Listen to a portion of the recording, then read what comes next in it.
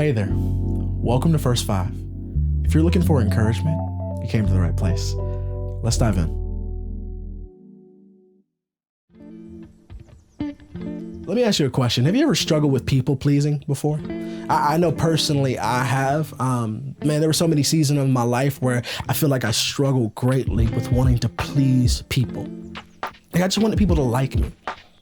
I wanted people to see me the way I wanted to be seen. I wanted people to fully know me and see me. And so honestly, I wanted to please them so that I would feel a sense of self-worth and acceptance myself. I think people pleasing often comes from wanting to feel a sense of worth and value in self. And I think the lack of worth or value that we may feel comes from not knowing where our worth and value is placed, which should be in Jesus.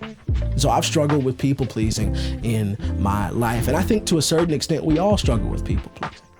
If I'm being honest, like the pressures of wanting to please the people around us can sometimes be far too difficult, can be far too much. The pressures of wanting to please our parents and what it is that they've asked us to do. And so we want to live these lives that are acceptable and pleasing to them because they're our parents and they love us and we love them and we're wanting to make sure that they're happy with the decisions that we're making in life.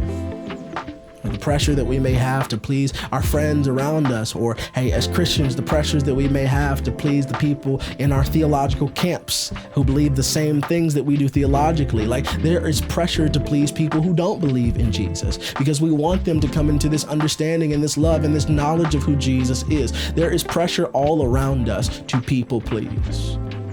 But let me encourage you today. Don't be a people pleaser.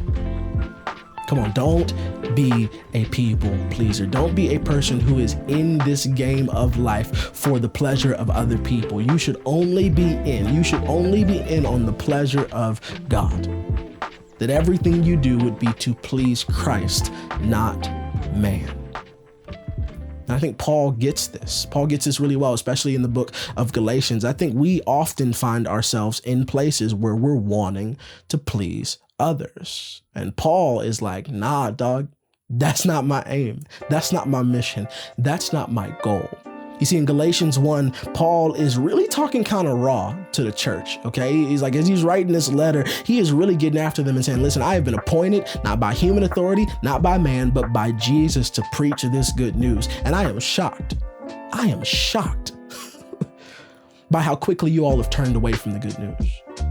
And so Paul really issues like something that is kind of raw. I mean, he's talking kind of raw to the church and he says, hey, listen, if any one of you, I'll read it to you in verse 9. It says, I say again what we have said before, if anyone preaches any other good news than the one you welcome, let that person be cursed. Like that's strong language from Paul. Where Paul is saying, hey, if any one of you has preached something else other than the good news that you welcomed at first, let that person be cursed. Paul is not afraid of offending people, not for the sake of offending people, but he's not afraid if this rubs some people the wrong way because his aim is not to please them. His aim is to please Christ. How do I know that? Galatians 1 verse 10, it says, obviously, I'm not trying to win the approval of people, but of God. If pleasing people were my goal, I would not be Christ's servant. So Paul is really getting after what we've been processing through, is that Paul's goal is not to win the approval of man, but to win the approval of God. If people pleasing were his goal, then he could not simultaneously be a servant of Christ. I think that's so interesting and fascinating how he holds those two things together, that quite literally, if people pleasing is your goal, you cannot serve Christ. You cannot serve Christ and man at the same time. You cannot try to, and what I mean by that is that you cannot fully serve Christ and want to please Christ and also want to please man. And so often we find ourselves in situations where we're wanting to please people, where we're not willing to say the hard thing because we're wanting people to like us, whether that be the people inside of the faith or outside of the faith, where we're not willing to say the hard thing to the people in our theological camp.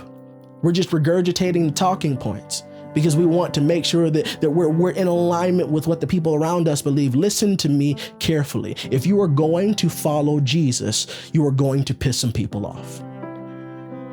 I want you to understand that if you are going to follow Jesus in spirit and in truth, you are going to piss some people off, because what Jesus will call you to, how Jesus will call you to respond in situations, how Jesus will cause you and call you to treat people around you will be so different and so countercultural to the people in your immediate circle and the people outside of your circle. It's going to look different. It's okay if you look different than the people who believe the same things as you. It's okay if you look different than the people who don't believe what you believe. It's okay for you to use the word of God as your foundation, to stand on the word of God, to speak from the word of God, and to speak truth and love in every situation. It is okay to be a pleaser of God and not a pleaser of men, because what Paul is getting at here in verse 10 is that if people pleasing is your goal, you cannot serve Christ. And I think we all fall victim to that because we've all sinned and we've all fallen short of the glory of God. Another bar from Paul. But I think because of the grace of God, we can use reminders like this moment of me speaking with you, that we can use reminders like this to remind us that our goal is not to please people. Jesus is like, listen, if they hated me, they're going to hate you. Our goal is not to please people.